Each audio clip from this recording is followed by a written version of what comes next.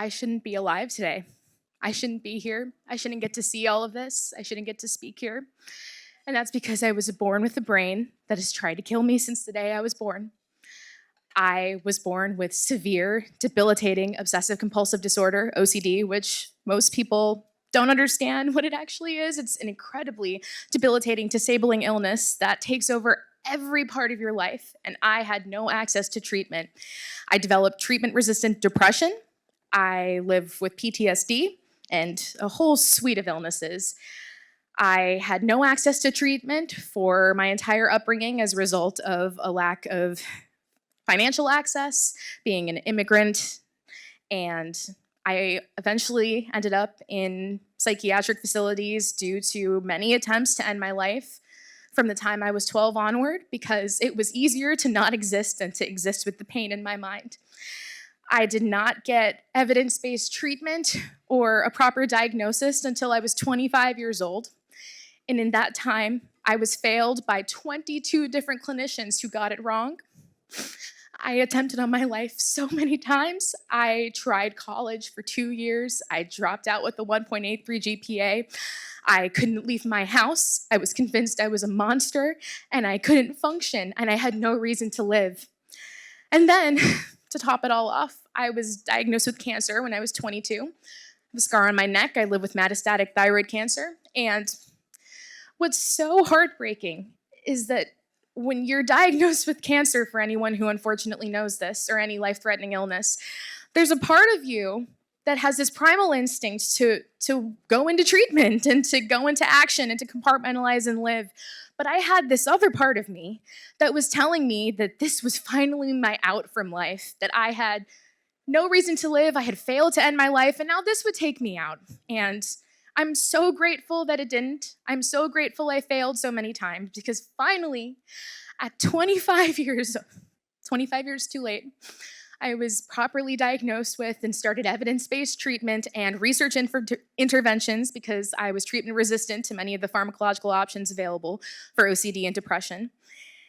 And my life completely changed. I still live with debilitating OCD. I have made my way to moderate after being at extreme for that long.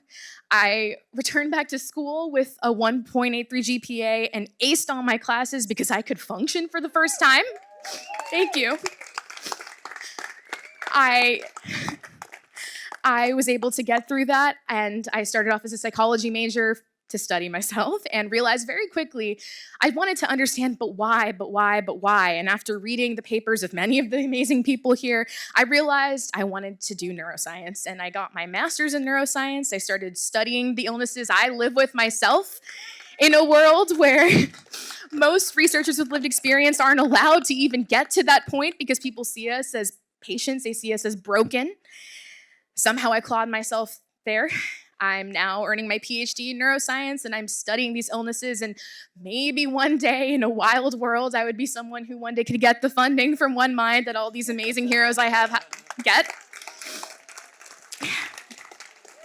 And at the very same time, I still live with these illnesses. I'm still in treatment 3 times a week. I have an amazing boss who lets me do it. I live with serious mental illness, and I can live this life, and that's because of research, that's because of science, that's because of the hard work of all these people, especially those who study OCD, where mental illness research is so underfunded, it's disgusting. People don't see mental illness in government and the funding mechanisms that exist in the same way as cancer. I know this as someone who lives with cancer. I'm treated very differently for that. We need to do better, and I have lived with such a lack of hope for so long because people don't want to help people like me. People don't want to include people like me.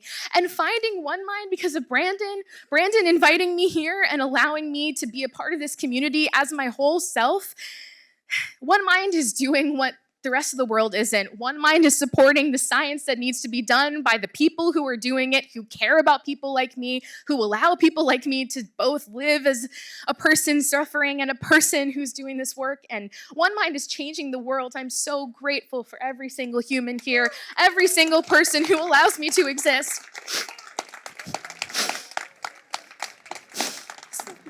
Thank you so much for being here.